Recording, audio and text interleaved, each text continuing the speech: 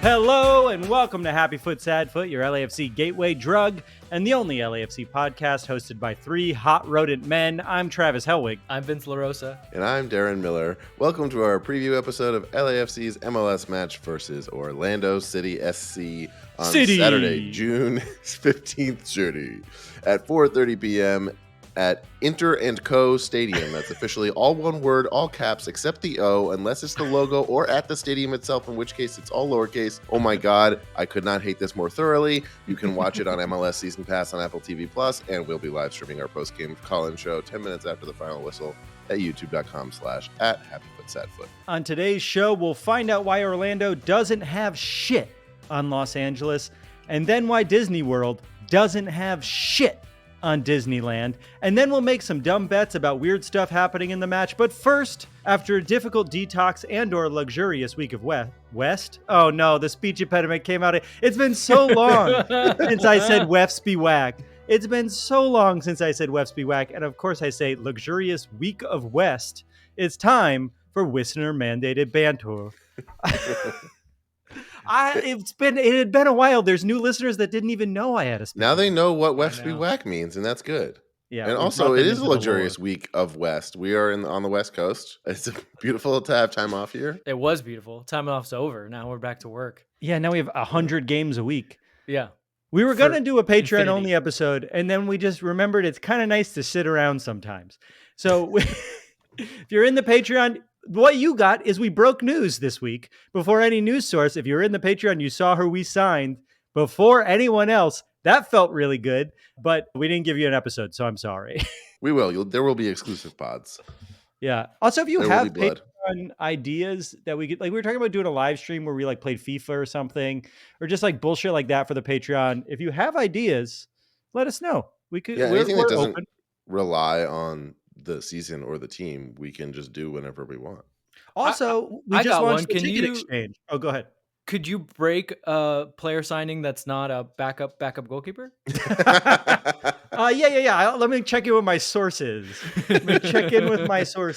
And I've got a lot of them. He goes by Shallow Throat. How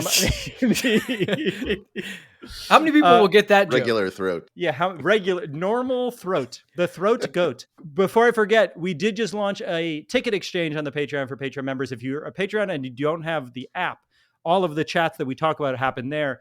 We get so many requests now to like give our people's tickets away for free when they can't make the game or at a cheap price. So if you're looking for tickets or you want tickets or you want to sell tickets, we have for Patreon members a chat now where you guys could just figure that out on your own. The only thing we ask is that if someone gives you their tickets for free, you don't just put them up on fucking StubHub. If you do that, we'll kick you off the Patreon. It's for members in the community just to say thank you as another benefit. So if you want to get rid of tickets, that's a place to do it. And if you want to give it to someone who you know is a big LAFC fan and not a reseller or someone on the other team, that's a good way to do it. And also, if you're looking for tickets, might not be a bad place to look. Wow, the mandated banter was all a sales pitch. Housekeeping, administrative updates. But quite possibly the best idea we've had.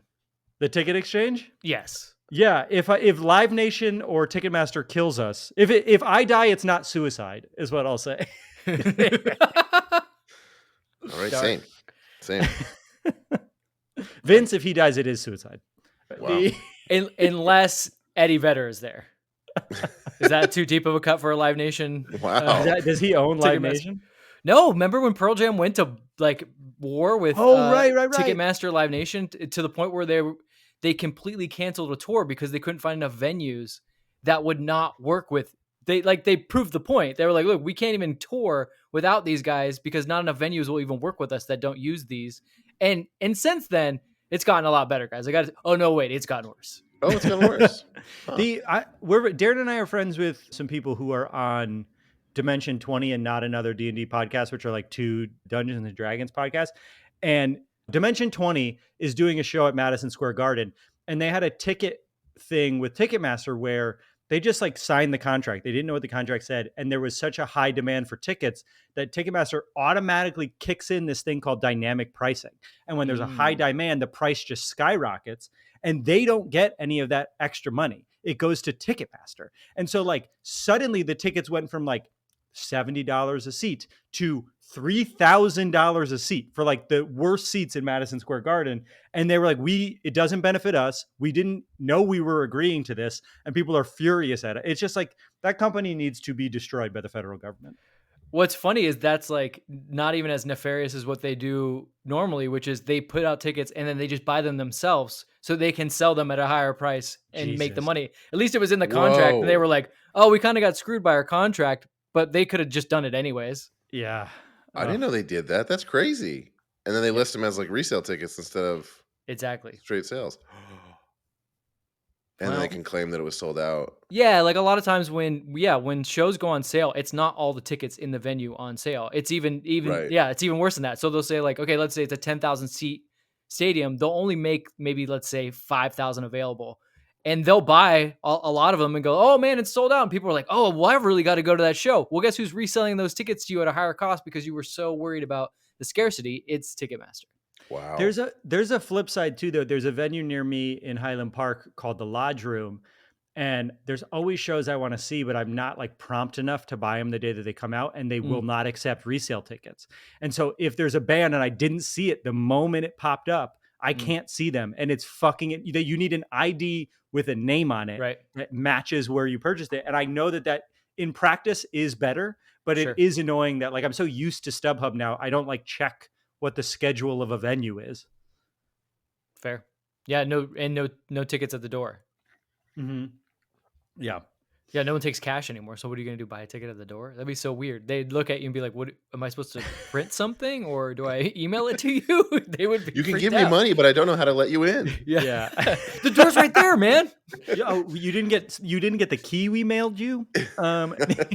Let's start the show. I feel like we did a lot of nothing in that banter. That's the point. Good.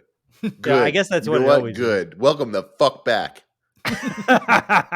You wanted soccer. You got arguing against a ticket monopoly. All right. Well, I'm a more casually obsessed LAFC fan, and that I desperately overstate the idea that there's more to my identity and purpose in life than the soccer team I support, even though I watch every match and go to every match I can and co-host a podcast dedicated to the team that records multiple times a week. Except this past week when I cosplayed as the regular human who travels with his family on weekends that I normally claim to be. The only problem is I'm never fully engaged enough to be able to know what the fuck is going on now that there's another match this week. Luckily, my friend Travis, the human LAFC crazy wall, likely spent this week off spiraling deeper and deeper into the abyss of LAFC stats, roster moves, rumors, tactics, conspiracy theories, and memes, not stopping to shower, eat, or sleep. Speaking and of every week, did you see that Red Bull player believing all those conspiracy theories? No. Oh man, that's working into storylines. He's a likable player too, but a lot of people like him. So it sucks no matter what if you like that team, but if you're like, oh, he's just a backup, it's not that big of a deal. But he's kind of like the face of the team. He's like, maybe chemtrails are legit. Okay, keep going. And every week he catches all of us up from a safe distance on all the most important storylines beneath the surface of this week's match, so we can enjoy it so much more in a segment we call Storylines.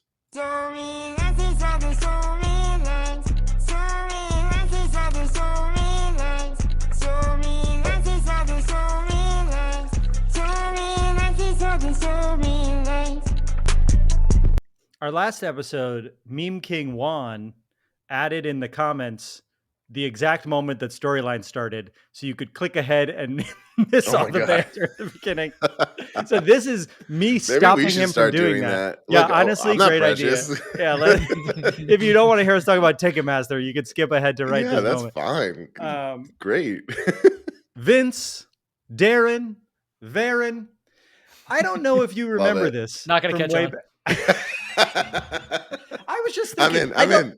I don't think human LAFC crazy wall has ever caught on either. You know, it's just a thing we always say, but no one else. I just genuinely love it. Yeah, I don't think anyone's into it. Vince, Darren, Varen. I don't know if you remember this. It really feels bad in the mouth. I don't know if you remember this from way back 2 weeks ago. Mouthfeel. Yeah, Varen. Just say it out. Varen. Juan's gonna have to set the timestamp up to right now. Yeah.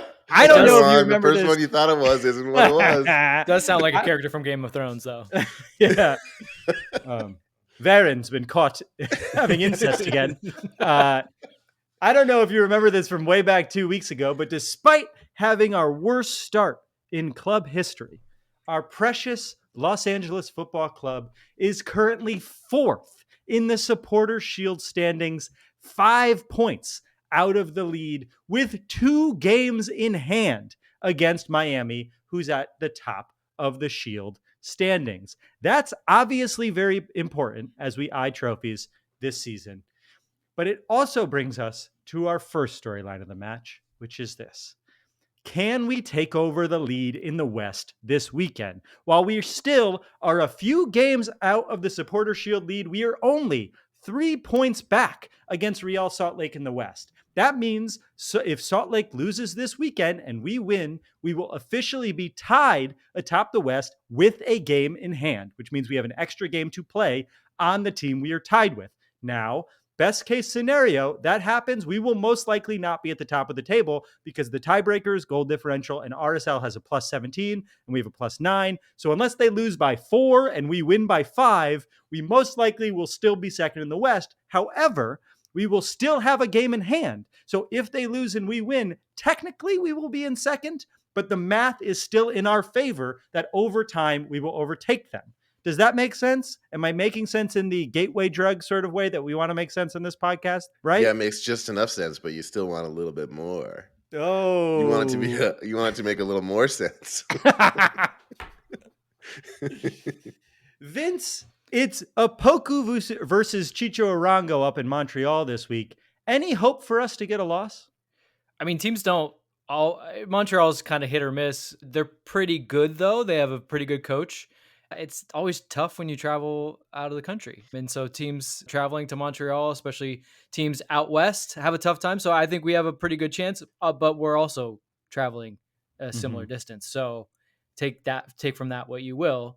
I still think that RSL is punching above their weight just a little bit. I think that they're a good team. I do not think that they are like a number 1 top contender in the West team. I think they're more like a 3 or 4 seed in the long run. But as long as they stay relatively healthy, they'll be good. But I do think that at some point they're going to come back down to earth a little bit. And just to round out the table, we were worried about Kansas City for a bit. We now have the same amount of games as them, and we're a point above them. So that victory above them really helped. And the Galaxy have played an extra game and are still behind us. So in terms of the top 4 in the West, we are pretty clearly the team that is now in position to take first if we keep playing the way that we're playing. Darren, es-tu déjà allé à Montréal? Opoku. I forgot about Opoku. Opoku. Opoku. Was that Leagues Cup or Open Cup? It was Open Cup where he would say it was Opoku. Open Cup. Yeah, it was the Fox commentator. Yeah, because they pay them in Dogecoin on Fox. They couldn't get anyone real. Well, also because they probably have to call like 5 games in a row from a little room in Florida.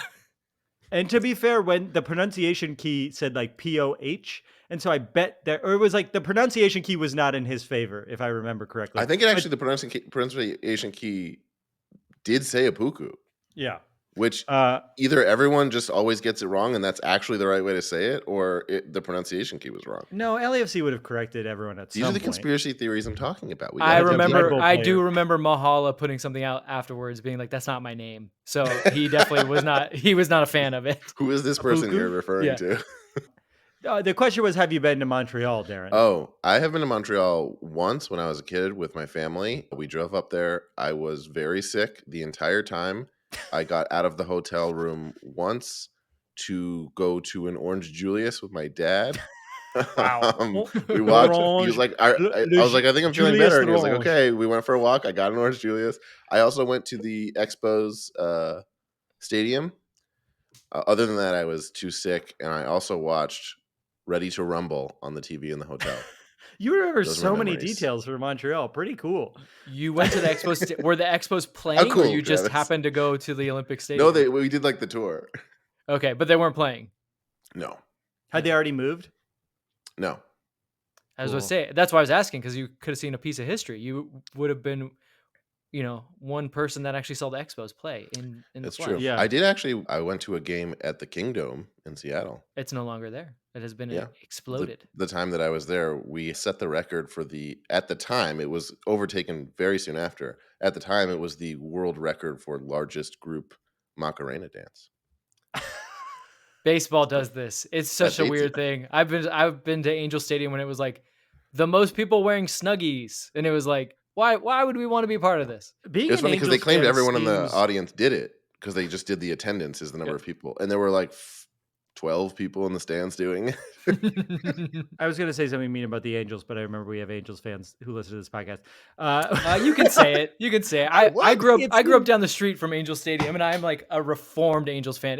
There's no reason to like the Angels right now. Mike Trout it's miserable. It seems like the people don't care who run the team. It's not a fun stadium. They won't pay their players. Trout's going to leave. Like you had Ohtani and Trout, and you still didn't make the playoffs. That's absolutely insane. What's wrong with you? Two generational talents.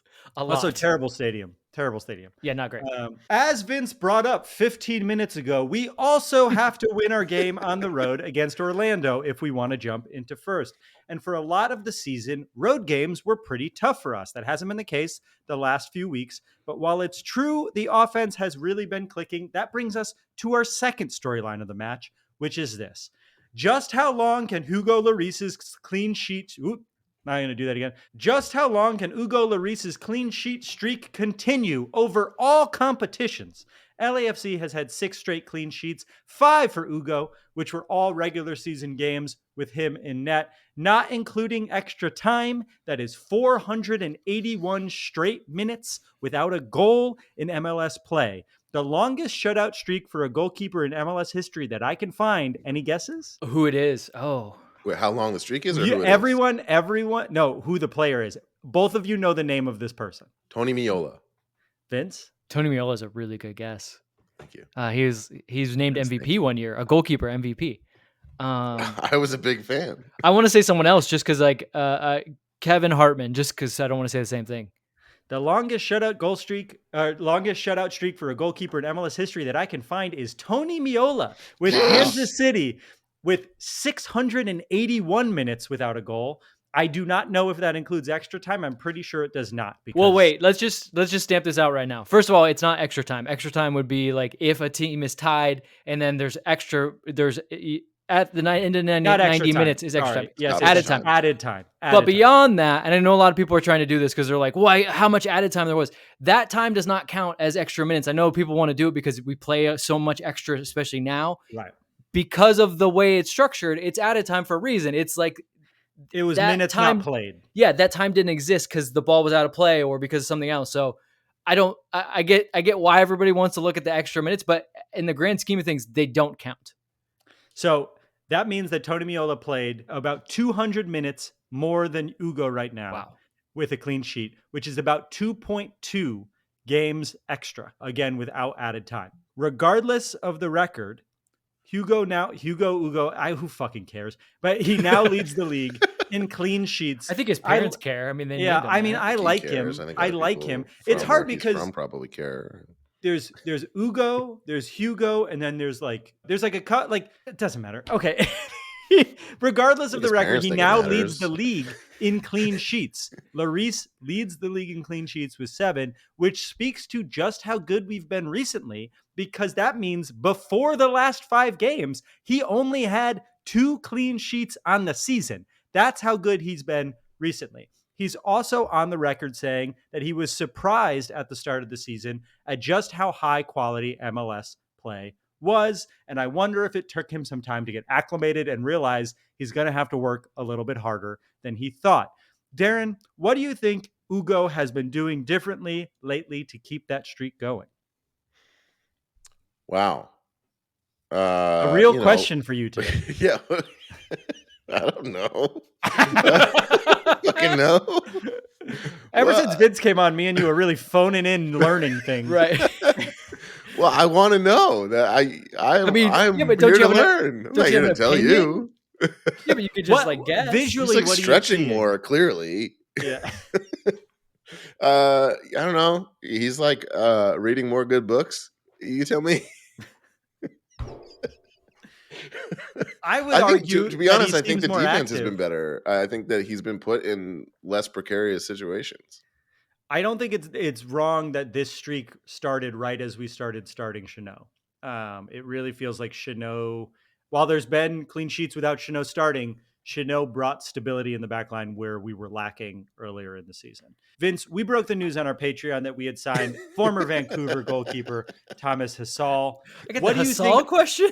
Yeah, what do you think that means? What do you think that means for Hugo and our other keepers? And what do you know about Hasal? I'm sure you did a lot of research. Oh, yeah, no, Hasal's like claim to fame was the MLS's back tournament where he had a great run. He was very good for Vancouver in a time where Who won that tournament? Portland? I have no memory of it. They were in the final? I remember we beat the Galaxy by like 7. That's all I remember about MLS. I remember that. I remember Bradley Wright Phillips hit a goal that hit the camera in the back of the net and like made it spin around, which was really super cool. I don't remember much. I remember João Moutinho scoring the goal to tie against Orlando, and people losing their minds, be like, he should still be on the team, which of course was what people were going to say. But like, he got outplayed by Jordan Harvey, who was like could have been his dad. Like, that should have told you something. But no, Thomas Hasal was very good in that, and actually he was filling in for an injured Maxime Crepeau. But then his career never really took off, and then he struggled with some injuries, but he's still young. I think he's still 24, 25, which is still very, and especially in goalkeeper years, is still very young. I think what a lot of people are wondering, because Abraham Romero played in the Open Cup games, and he's played fairly well. I think in the Vegas game, he had some decent saves. He didn't have as much to do in the other one. What it really means for him, and I think what it says is, well, there's a lot more that goes into being a goalkeeper than the games you play in, because we don't see him very many games. So I think maybe in training, they don't maybe see a lot of things that they love about him. And they thought they needed to get a better backup in case a guy that is 39 years old in Hugo Lloris happens to get injured. Keep in mind, Hugo is also on a 1-year contract with a 1-year possible extension that the club can trigger. I would guess that even if he does play the following season, I don't think he's going to play much longer. So how do you start to get a guy in there to shore up that position, a position that LAFC has had problems with until they got Maxime Crepeau and a very good backup in John McCarthy? You go out and get Thomas Hasal. So I think it's a long-term play, but also he's a very good goalkeeper if you ever need him to come in a moment like an Open Cup quarterfinal maybe. So you're saying they heard that we were upset that we lost a backup to Maxime Crepeau, and so they brought in a new backup to Maxime Crepeau to make us happy. The takeaway from this is that the front office is definitely always listening to things that people say on Twitter, and just keep lobbing that stuff out, especially at the LAFC admin. They love to read all your comments, and they'll eventually pass it. They'll eventually pass it along to John Thornton. And I'm pretty sure that whoever runs the social channel is really good friends with John Thornton. I think they hang out every day. They probably just give Thornton access to the social. It's him. Not that he's posting, but like he probably just wants to see everyone's comments and replies and DMs. I can't confirm, but John Thornton is meticulous about grammar, and he may or may not just proofread everything that goes out. He does. He doesn't run the social channels, but he's like the social media manager. Yeah, he's like the strategy around this is wrong. Yeah. He's really into digital content strategy. It's there. You got to get it right. We're not amateurs here. This is a professional This is an account run by adults, people. Yeah. And then drunk John Thornton is definitely just him. Is definitely him as well. Yeah. So, in order for us to take the lead in the West and keep the clean sheet streak going, and to be clear, we can't really take the lead in the West, but I'm basically calling it that if we get a tie. We have to beat Orlando in Orlando. And that brings us to our final storyline of the match, which is this. Can we win a road game in humidity? LAFC famously plays terribly in humidity, and in the West, that usually means in Texas. But unfortunately for the black and gold, Orlando is just as, if not more, muggy than Texas and way further of a flight. So this Saturday, the weather in Orlando will have a high of 85 and a low of 75. Not a big range, with a real field temperature of 92 degrees. On top of that, the humidity is estimated to be at 96%, which for those of you on the West Coast who do not know about humidity means that when you walk outside, it's like you hit a wall of water, just like hot steaming water, and it feels like you're like walking through a swamp. It like the air is thick. You can feel the atmosphere around you. It's repulsive. It is really one of the worst things about the East Coast. This is making me miss New York in the summer. I remember like leaving an office building and just walking out into like, yeah. And then then you have the New York City, like hot garbage smell. Yeah. And then the subway winds. Yeah. One positive thing about the weather, though, is that there is scattered thunderstorms, which can help break the humidity if they get some rain. But we've only played one game in severe weather this season up in Salt Lake City, and I'm not so sure how that went. I don't know if you guys remember, but I don't think we need to really rehash. We couldn't see anything. It was all white on the screen. Yeah, I think the game was canceled, I assume, because that would have been the smart thing to do. Orlando is currently in 11th in the East with a record of 4 wins, 5 draws, and 7 losses with a goal differential of -8. And in their last 5, they only have 1 win and 2 ties. They have 3 losses as well. Vince, what can you tell us about, it says here, Orlando? How good are they, and who should we watch for, and how do we match up against Orlando SC? They're a talented team. Like, they have good players. It's not like a team where you look at a team in 11th and go like, oh, they must just be kind of shit. Like, they have some good, really good players, and Luis Muriel, who's an excellent goal scorer, done it at the highest levels in Italy, and they have a pretty strong spine. They have a good goalkeeper, good center backs, decent central midfielders, but they've just not been good. So they're kind of an anomaly in that way. They've also not been good at home. They only have 1 win at home, which is pretty crazy. After you explained how nuts it is to try to play in the weather in Orlando, you'd think that would be a great home field advantage for them. I think what you look at, especially when you look at their scores, is it's like either they score a lot of goals and the other team and they outscore the other team, or they don't score at all and the other team beats them. So that kind of tells me that they're not controlling games very well, which is the opposite of what LAFC has been doing in this recent run. They've been really controlling games and being pragmatic about the way that they're playing. So you'd like to think that if LAFC can do that, now it is coming off an international break. We haven't really even talked about how, someone like Timothy Tillman will be missing. Kike Alvaro will also be gone. I believe Bouanga will be back because they play on Tuesday. Yeah. That was going to be the 4th storyline, but why don't you just talk about it? Talk about it. I won't go on too long, but you you do it. I deleted it. That wasn't going to be a storyline. No, you do it, Vince. This is you take care of it. Who's not going to be here? I had it written down. I know. Make sure the audience knows.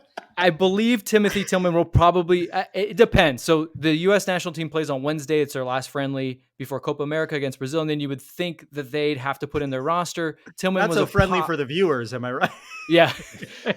Tillman was a possible, he was like, who maybe the last cut, right? But Steve Trundle seems to be pretty adamant that he's going to be going. So let's just assume he's not going to be there. Oliveira has been picked for the Uruguayan national team for a Copa America, so he's definitely out. Danny Bouanga has been playing in World Cup qualifiers. They play on Tuesday in Africa. He should be back. I mean, knowing what we know about Danny Bouanga and how much he likes to travel and then play right away shouldn't be a problem. Fly faster. Yeah, not to mention, just going straight to Orlando would be ideal. Flight, yeah. Would definitely be ideal for him. I think everyone else will be back. Maxime Chanot was playing for Luxembourg in friendlies. Omar Campos was playing for the under-23s in Mexico. They should also be back. So let's just assume. You also pointed out that Ilie Sanchez is doing a meet and greet on Friday in Pasadena. He's not so that actually. Seems like, that one must have slipped under John Thornton's radar. He did not proofread that one. It said the 12th, which is actually a Wednesday. That was just me being a dick because it made 0 sense. And I wanted to just put it out there, and it has been changed. He's doing a meet and greet on Wednesday, after training hours as well. So he should be fine. No, that's not going to be a problem at all. But so it's just a matter of, can they pick up that form after being a scattered group for the past couple of weeks, and then how can they control the game against a team that just seems to be, like, I'm going to say wishy-washy. Like, they're just back and forth. They don't really have an identity. They have good players, but they can't figure themselves out. It's crazy. You said almost exactly what's in my notes. Like, it's almost verbatim. I could say it back, but I won't. We've been doing this podcast long enough. You and I have gotten on the same wavelength. You know what? I just so it like really sinks in. Travis, can you just like say what's in your notes anyway? My internet went down. I couldn't hear what you said, Darren. What's your favorite park at Disney World? All right, we can move on, I guess. What's your favorite park at Disney World, Darren? Stop stalling. Give the people what they want to know. I did go to Orlando once as a child. I don't remember anything about the distinctions between the parks. Okay, there's Magic Kingdom. There's Epcot. There is Animal Kingdom. There's MGM Studios. Yeah. Oh, it's way different than Disneyland. I've never been to Orlando. Oh, this is what the game's all about, guys. The trivia game. Get excited. No. Wow, we're just stepping on everyone's. What do I remember about that? I remember being really into Space Mountain when I was a kid. Yeah. I really like whatever the main park is. And I liked Universal Studios. For some reason. Universal Studios was not at Disney World, not the question. When we come back, we're going to play a game about Orlando.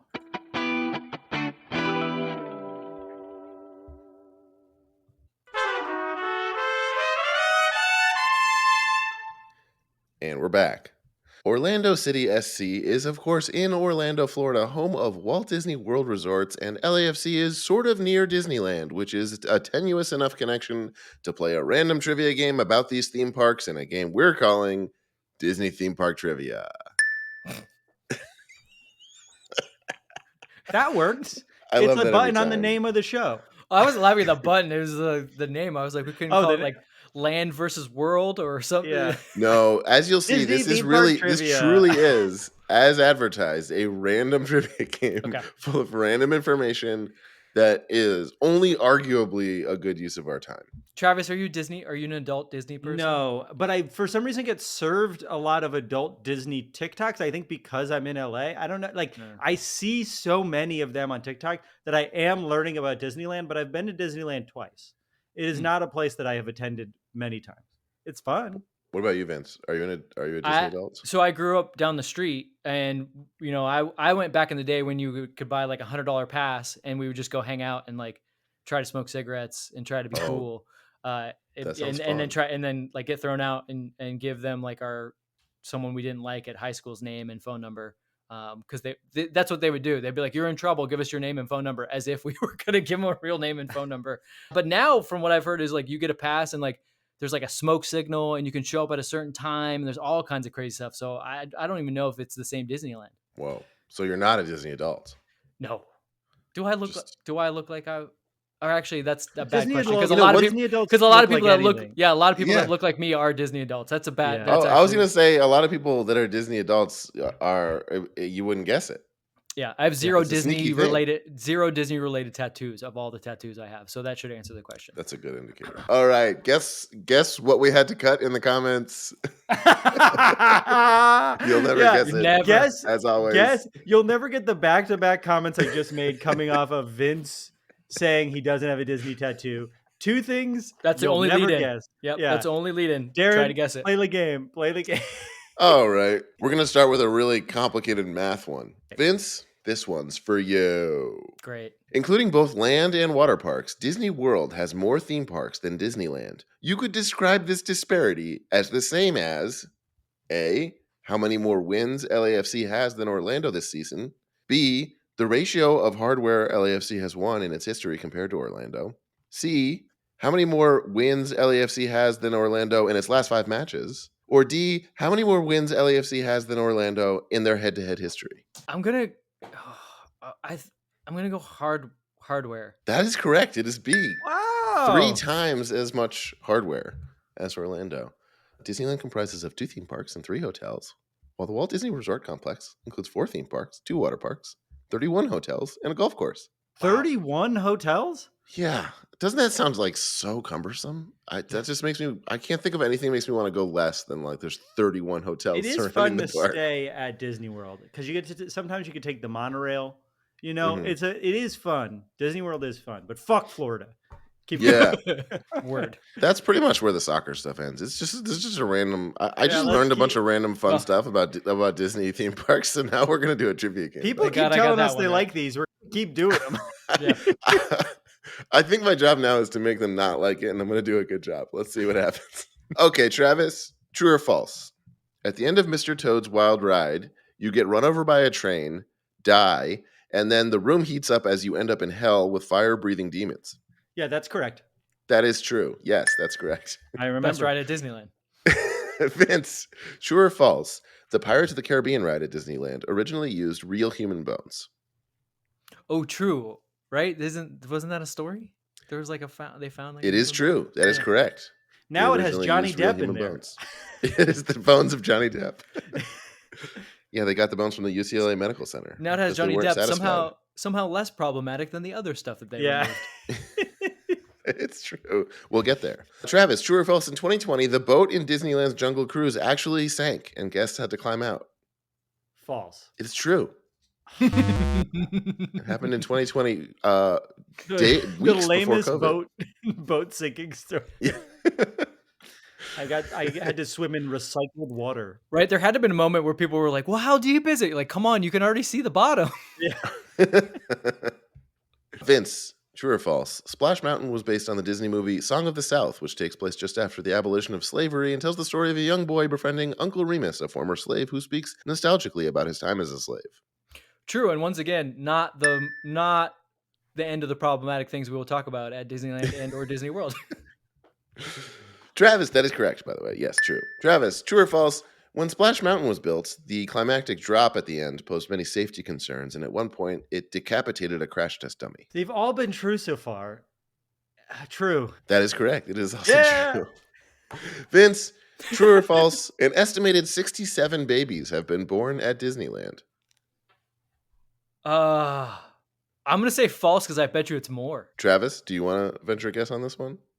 True. The answer is false. It's 4. Oh, it's less. Okay, Travis, which of the following is not true about the intensity of the orange side of Mission Space, the space shuttle simulator at Epcot and Disney World in Orlando, which is bad? A. Wait, say the beginning of that question again. Okay, there's a ride called Mission Space Uh-huh.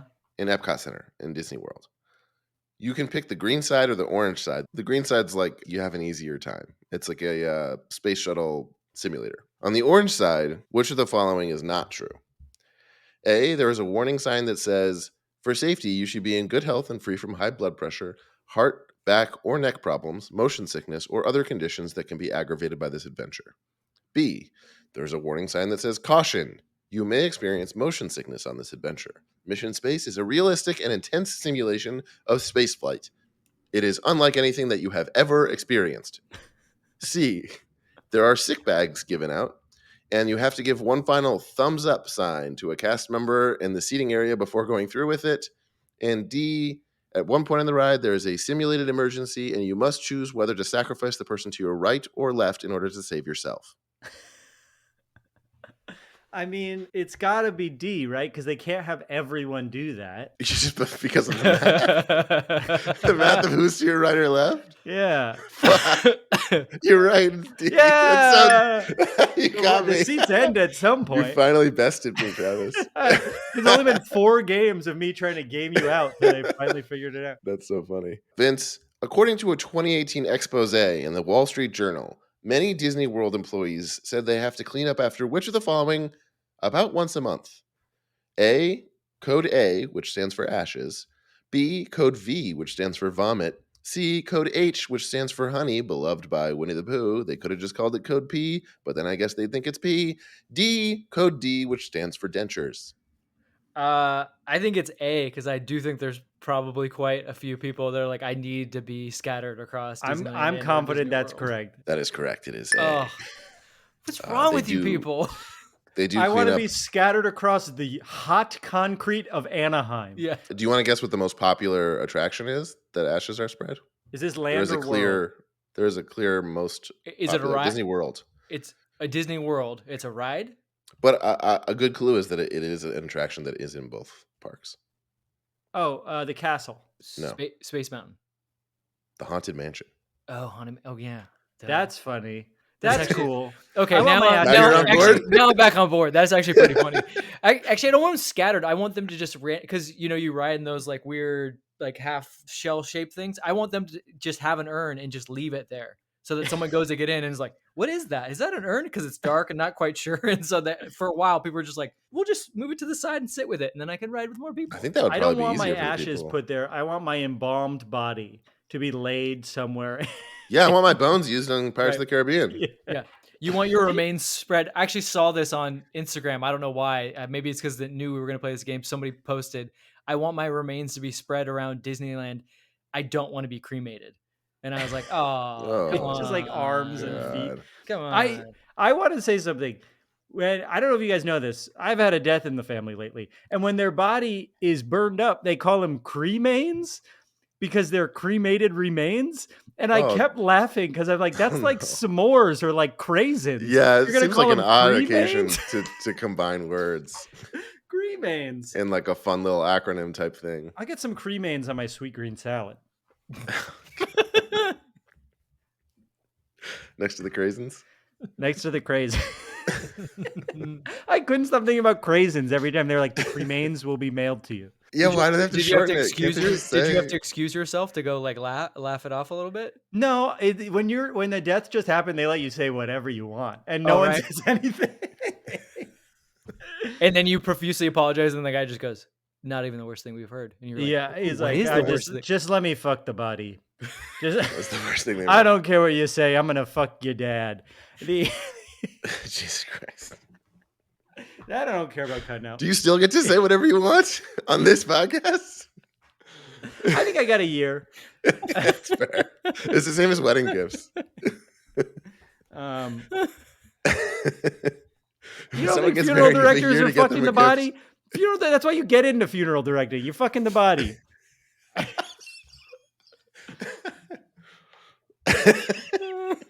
You guys are laughing too hard. You don't know the business the way I know the business. Well, I just thought of the fact that a lot of like funeral homes are something and sons, so it's like it just gets a lot weirder from there. I taught my son to fuck the dead bodies. He teaches his son to touch it. Whoa, it's a Kennedy? Man. Yes. That's why we're cursed. Nepo babies, man. Necro babies. I don't know. Darren, use your necro babies. Necro nepos. This is one, if you could.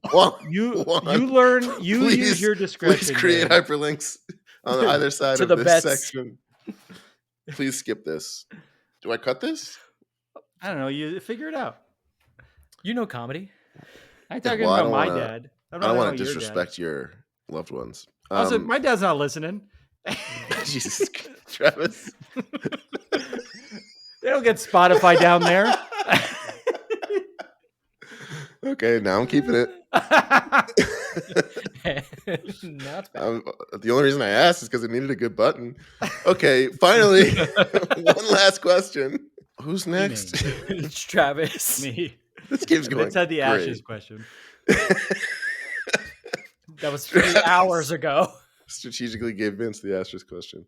Every year, Reddit user Kitties and Puppies keeps track of all the North American professional soccer merch they see while working in a technically unnamed crowded Florida theme park. Can you guess the number of Orlando City SC merch and LAFC merch spotted, respectively? I should give you both a chance to guess this.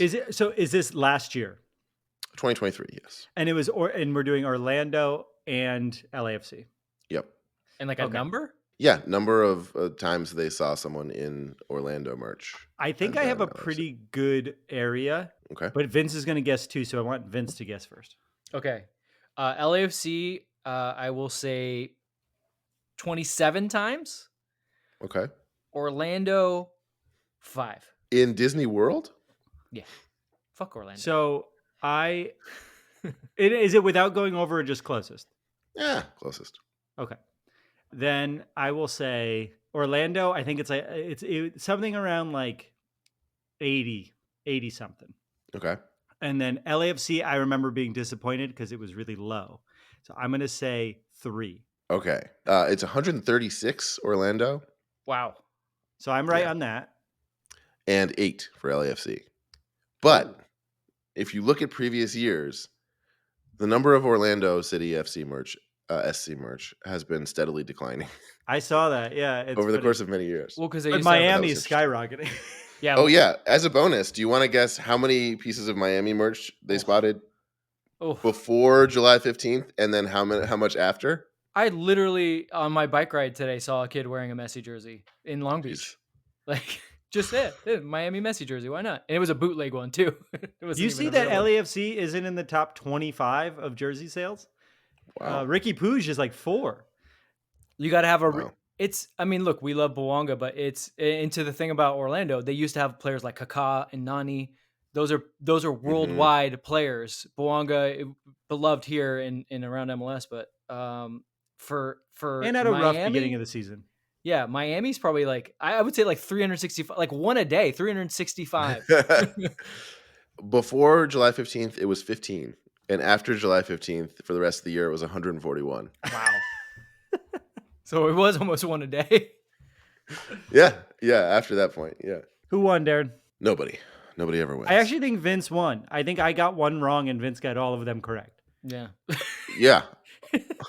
But I did talk about my score. dad getting fucked by a funeral director, so that's extra points. Oh my God. Now he can't cut it because it's a callback. You want to call your mom and tell her not to listen to this one, or? You think she doesn't know how a podcast works? Oh boy. The only thing she's ever watched that I've done is Ellen, like because it's on like normal television. She doesn't know how to watch like True TV to see Adam ruins everything. All right, that's our game. That was fun, Darren. I always love it. I'm sorry I derailed it. Feel free to cut whatever you want. When we come back, we're gonna play Bet It and Forget It. And we're back. Now it's time for a segment called Bet It and Forget It. Bet it and forget it. Every week, we end the show with a bet for this week's game. We make an outlandish prediction, something that almost definitely will not happen, but could. Each week, we all put up $5. If no one hits, the money rolls over to the next week, and eventually, by the time someone's weird prediction comes true, they might win a good chunk of change. None of our bets cashed last week, so our bet pool for this week is now $45. Travis? My bet last week, I made a bunch of injury predictions, and I said that one of those people that I was recently injured would score a goal that did not hit. I predicted 2 goals from defenders, I believe. Something weirdly overly complex that involved that, ultimately. I don't remember. Did I... Was my... You predicted Hollingshead getting a set-piece goal, I believe. With his head. Damn it, Hollingshead. Yeah, I feel like he was close to getting one. I have a prediction this week that I'm very confident in, but I'm also confident it's going to be impossible for it to happen. And it's because Timothy Tillman most likely will not be there. And I had that in my notes, and I knew that. Mm-hmm. My prediction, which I knew before saying it right now, is that Tillman will get an assist or a goal during the game. Not only will he be there, but he will get an assist or a goal during the game. That normally wouldn't be crazy, but I'm betting that he will make it to the game and get one of those things. All right. You talking to Greg Berhalter? You know something? You know me and Greg are really good friends. Someone needs to talk to Greg Berhalter. I'm trying to get in so I could slowly give him poison. He's your source. He's your source for the Saul news. Yeah. You're gonna love. I think if you slowly give him poison, that gives him he's able to build a tolerance. Yeah, I'm not gonna murder Greg Berhalter, but I do think he should be put in prison for crimes like for treason against America. By the way, it does put us in the state of affairs we are with like general U.S. men's national team media that you have to say I am not actually gonna murder Greg Berhalter because a lot of people may have believed you. That's where we're at. I'm so glad that Taylor Twellman lets us write jokes for him. That's my bet. I'm going to do similar to one that Travis has done in the past where someone will score their first MLS goal. I won't pick don't have to pick who it is, but just it has to be their first, not first LAFC goal, first MLS goal. Oh, so you're thinking we're going to have a pretty rotated roster. Yeah, or just one of the, like an Omar Campos. Tommy Musto. Yeah, hey, Pride of Hawaii. Are we getting a third kit this year? If we are, I'm getting a Musto kit. We are getting a third kit this year. What number does he wear though? I'm a snob about numbers. And yeah, I get Giroud. Who am I kidding? Yeah, even players that I like if they get a number where I'm like, oh, that's such an ugly number, I won't do it. Whoa. Yeah, I used to love Mario Balotelli, and he used to wear the number 45, and I was like, the 45 is such a stupid that's a bad number. Yeah, that's maybe the worst jersey number. And it's not great across all sports. 45? Who? What? Didn't Jordan switch to 45? When he came back. Mm-hmm. Yeah, it was terrible. Yeah, it was what a terrible idea. And then he switched back and he was good again. Darren, what's your prediction? My prediction, I really don't know the status of David Martinez.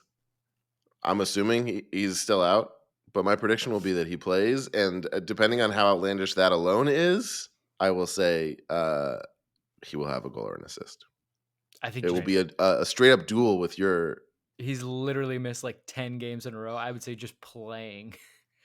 Just knowing. Yeah, I want it to be like we will see him, but I don't know if it's like, oh yeah, there's like he's actually like maybe going to play because he had some time off or whatever. It's just such a long layoff. Generally, a guy doesn't go right back in the lineup like that. Like I could see him playing for like if he had, let's say he had played for LAFC. Yeah. Let's say he had played for LAFC 2 last week, then I would say no, Darren, you can't like do something like that. But I think it's safe enough that him just playing would be. What about he plays? Step. He plays for 10 minutes. Okay. At least 10 minutes. How's he doesn't just walk on the field and the whistle blows. 10 minutes of real time. Yeah. It's all 10 minutes on the clock. Darren, we went over this. It's all real time. Listen, you really lost me in that moment. You said something about time not existing. And time is relative, except for when it comes to soccer. Everything's real. Wait, everything's real or time doesn't exist? What's going on? Only in soccer does it exist. Is it time? There are times in soccer where time does not exist? No. Never. No? That's the point. That's what I'm telling you. Time always exists in soccer. Whew. It's all real. Well, this certainly has been a gateway drug. I just got to say, I'm disappointed to find out the TimeCube website doesn't exist anymore. It's on the Wayback Machine. But What's there the was TimeCube website? There was a beautiful website in the old internet when the internet was fun. And it was timecube.com. Okay, I'm on the Wayback Machine. Nature's harmonic simultaneous 4-day time cube. Now it's just like a man created physics and it doesn't work, but it's a huge long screed about how time is a cube. And I was obsessed with it as a young man. That's so fun. Cubeless education is a deadly evil. That's like some Terrence Howard stuff. There is no human entity, just human cubics, as in 4 different people in a 4-corner stage, metamorphic rotation. Cubeless educators are evil bastards. Okay, Vince, what? Oh no, did you already give a? This is the end of the show, Travis. Yeah, wrap it up. We shall see if time is 4 cubes and we're all 4 people in a cubic rotation. That's our show. Our theme music is done by the insane team of James Valentine from Maroon 5, Nate Walcott from Bright Eyes, and Louis Palmer, famous jazz drummer. You can subscribe to our YouTube channel where all episodes and clips are available in video format, youtube.com/@HappyFootSadFoot. You can review us on Apple Podcasts and Spotify. It really does help to get those reviews, and we haven't really asked you for them for a bit. Give us a review. Those things really help in the search. Yeah, it really does help. And at the end of the show, if you're here, that means you're enjoying what you're listening to, or you hate us a lot and it makes you feel good to listen to us flounder. And if that's the case, feel free to give us $5 a month over at patreon.com/happyfootsadfoot. We gave you the hard sell earlier. If you can't afford the $5 and you don't want the 15% off the merch, the fucking scarves. I think we still have a few left. We have like 17 left. We bought 50. We have 17 left. So if you want them and you're a patron, now is the time. And if you want one and you're not a patron, become a patron, buy one, and then you can cancel your fucking Patreon subscription. I don't know how many times we could tell you, you'll save money if you do it. That's all over at happyfootsadfootpod.com. And if you can't afford any of that stuff, tell a friend about the show. Please just spread the word. Let them know you like us. They're an LAFC fan and you think they might enjoy us too, send them our way to our YouTube or our Spotify or our Apple Podcast. Any support really goes a long way to keeping the show going and the community growing. And thanks to our patrons, who I feel like we always ask for new patrons, but we never say thank you to our current patrons. So thank you to all of you. I'm going to open up the app now and thank one patron, and I'll do that at the end of every episode. Thank you to Lisa K. Thank you to Lisa K. Bleep out that I said their full name. Thank you to Lisa K. And what's the last 4 of their... last 4? Yeah, their home address. Yeah, why'd you give her social? Thanks again, and we'll see you on the live stream, baby. I love you. Bye.